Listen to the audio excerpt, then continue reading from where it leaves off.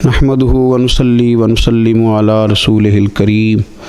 اما بعد اعوذ باللہ من الشیطان الرجیم بسم اللہ الرحمن الرحیم النبی اولی بالمؤمنین من انفسهم وازواجہ امہاتہم صدق اللہ العظیم الصلاۃ والسلام علیک یا سیدی یا رسول اللہ وعلی آلک واصحابک یا سیدی یا حبیب اللہ اللہم صلی علی سیدنا و مولانا محمد معدن الجود والکرم وآلہ وصحبہ وبارک وسلم۔ حمد و صلاۃ کے بعد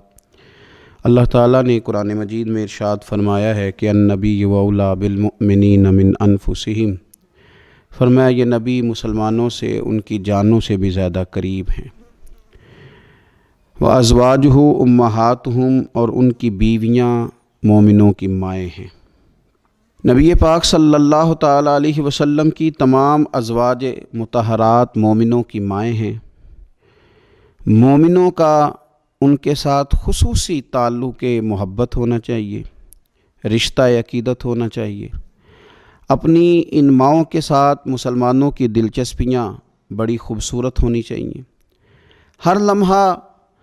ان کی عقیدت مسلمانوں کے دلوں میں بڑھتی رہنی چاہیے۔ ہماری ماؤں کو، ہماری بہنوں کو، ہماری بیٹیوں کو، ہماری آنے والی نسلوں اور اولادوں کو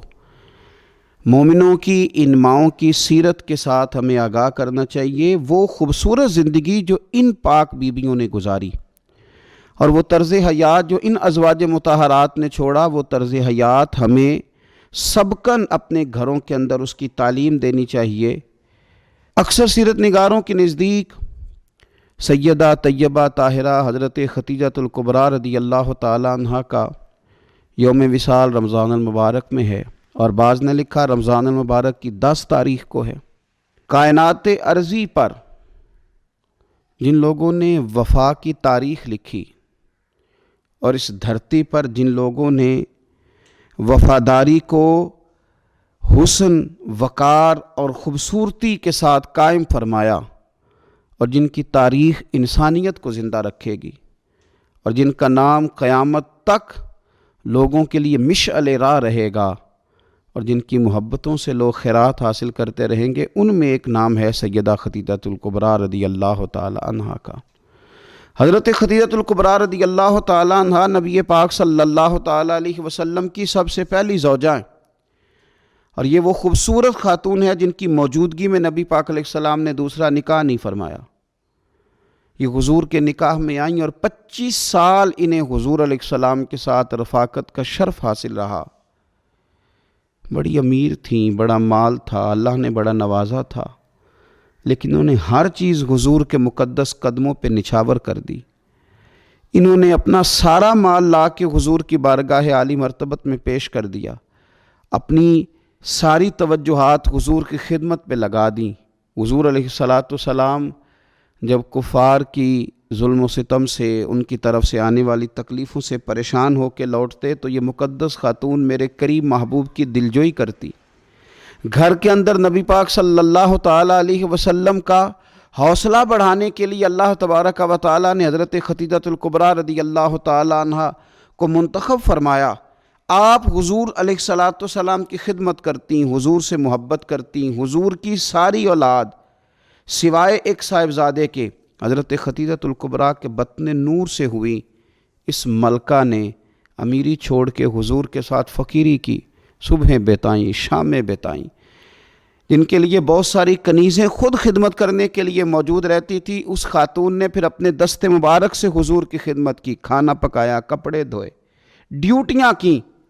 قربان جائیں۔ حضرت عائشہ صدیقہ رضی اللہ تعالیٰ عنہ فرماتی ہیں میں نے رشک کیا ہے ساری زندگی حضرت خدیجہ الکبریٰ پر۔ اتنا ذکر حضور کرتے گھر میں ان کا، اتنا ذکر کرتے، اور کبھی ہم ذکر چھیڑ دیتے کہ حضور آپ حضرت خدیجہ کا ذکر کرتے ہیں، تو پھر تو حضور اور زیادہ سیدہ خدیجہ کا تذکرہ کرتے، اور زیادہ محبت کے ساتھ ان کی بات کرتے۔ یارو کبھی آپ غور کریں کہ یہ وہ عظیم خاتون ہے کہ جن کی سہیلیوں کے ساتھ بھی حضور اچھا سلوک فرماتے، ان کی سہیلیوں کو تحفے بھیجتے، کھانا پکا پکا کے ان کے گھروں میں روانہ کرتے۔ ان کا پیار کے ساتھ ذکر کرتے، ان کا تذکرہ کرتے۔ آپ کو بخاری مسلم میں حدیث ملے گی، حضرت ابو ہریرہ رضی اللہ تعالیٰ عنہ ارشاد فرماتے ہیں کہ حضرت جبریل امین علیہ السلام حضور کی خدمت میں حاضر تھے،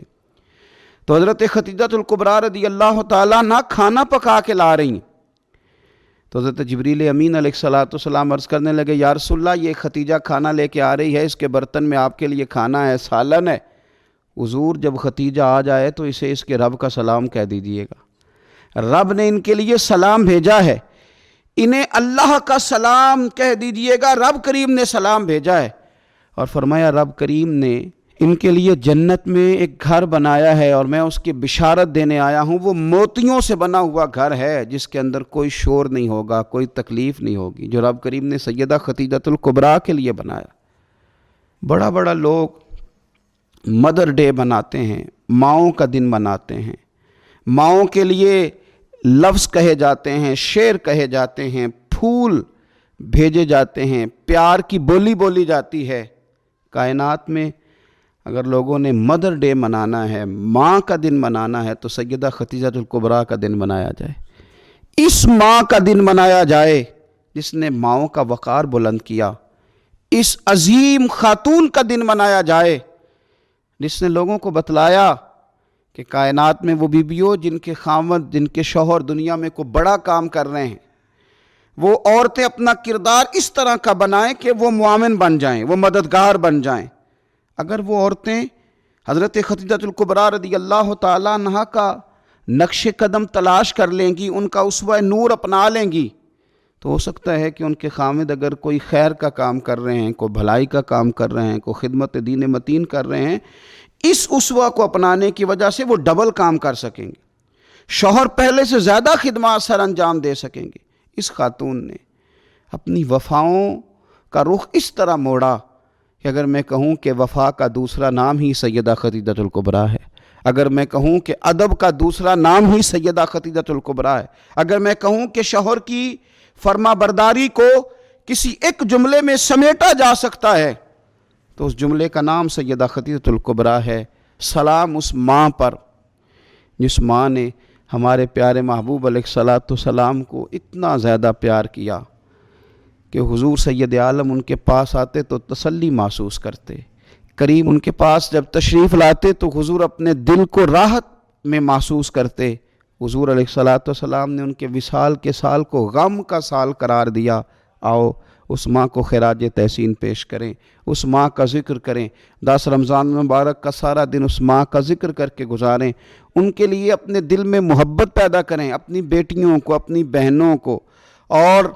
اپنے گھر والوں کو یاد کرائیں کہ یہ یوم ہے سیدہ خدیجہ الکبریٰ کا۔ اس دن کے موقع پر اپنی ماں کو سوٹ کا تحفہ پیش کریں، کپڑے خرید کے دیں، اس موقع پر اپنی بیٹی کے لیے تحفہ لیں، اس موقع پر اپنے گھر والوں کے ساتھ اپنے رویے کو نرم کریں کہ آج دن ہے سیدہ خدیجہ الکبریٰ کا۔ اے اللہ صدقہ سیدہ خدیجہ الکبریٰ کا ہم سب کی ماؤں کو جنت میں ٹھنڈی جگہ عطا فرمانا۔ اے اللہ صدقہ خدیجہ الکبریٰ کا جن کی مائیں موجود ہیں ان کے سائے عافیت کے ساتھ دراز کرنا۔ اللہ صدقہ سیدہ خدیجہ الکبریٰ کا ہماری ماؤں کے حق میں رحمت والے فیصلے فرمانا۔ آخر دعوایا ان الحمدللہ رب العالمین۔